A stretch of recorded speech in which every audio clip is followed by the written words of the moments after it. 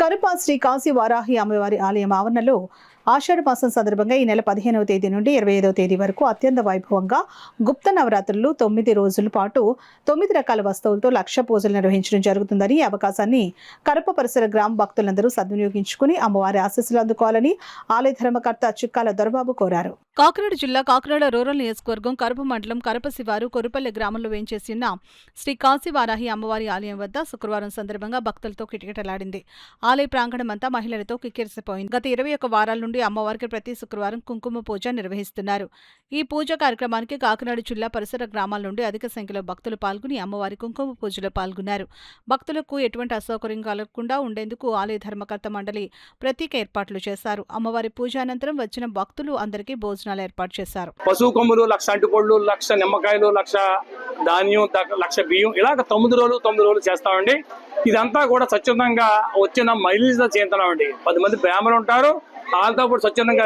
నేనేమంటానంటే అందరూ వచ్చేటప్పుడు ఒక గుప్పుడు పశువు తెస్తే చాలా ఎక్కువ, గుప్పుడు కుంకుమ, అలాగ 1 డజన్ అంటుకోడు, 1 డజన్ నిమ్మకాయలు అలాగా తెచ్చుకుంటే అందరికీ స్వచ్ఛందంగా చేసుకోవచ్చు. ఒక మనిషి కొనిచ్చేస్తా అంటున్నారు దాతలు, అలాగ ఇచ్చుకుంటలేదు ఎవరు కూడా మేమే ఇచ్చేస్తాం అని అంటున్నారు. అది కరెక్ట్ కాదు అని అందరినీ భాగస్వామి చేయ ఉద్దేశంతో ఈ కార్యక్రమం చేస్తున్నాం. కాబట్టి ఎవరి కాళ్ళు తెచ్చుకోమని దానికి కూడా చెప్తున్నాను. అలాగే ఇది చూడండి, నవరాత్రులు చాలా చేశారని ఒక చీరకోట్ అమ్మవారికి పచ్చ అంటే ఇష్టం. అమ్మ కాశీ వారాహి అమ్మవారికి పచ్చ చీర, పచ్చమాల వేసుకుంటారు, పచ్చ గాజులని. అలాగే పొద్దున టిఫిన్, మధ్యాహ్నం భోజనం, సాయంత్రం టిఫిన్ కూడా ఈ 3 పూటలు కూడా ఇక్కడే. ప్రతిరోజు వామం ఉంటుంది, అలాగే పూజలు కూడా ఇక్కడ ఉంటాయి. ఇది మన రాష్ట్రానికి ఒక ట్రెండర్, అంటే దిక్సు ఎవరొకరు నాంది కట్టాలి. చూడండి, ఎవరికైనా చేరే ముందు సంకల్పం ఉంటే కానీ అవ్వదు.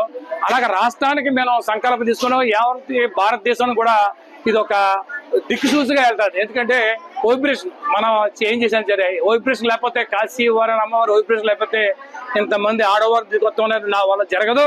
అదంతా కూడా కాశీ వారాహి అమ్మవారు తీసుకొస్తాం వల్ల ఈ కార్యక్రమం 21 చూడండి. పొద్దున్న కూడా వర్షం వచ్చింది, కానీ ఇక్కడ లేదు. మీరు 21 వారం కూడా వర్షం కుడుతుంది, ఇక్కడ కుర్తలేదు. పొద్దున్న నరకుదు దాకా కుర్చింది, ఇక్కడ వర్షం లేదు. అంటే ఇది అమ్మవారి సంకల్పం, అమ్మవారి దయ ఉండటం వల్ల ఈ కార్యక్రమం చెప్తున్నాం తప్ప మనం ఏదైతే ఇది లోక కళ్యాణం అందరూ బాగుండాలి, దాంట్లో మనం ఉండాలి ఉద్దేశంతో తప్ప రెండో ఉద్దేశం చేతలేదు. అందరికీ నమస్కారం.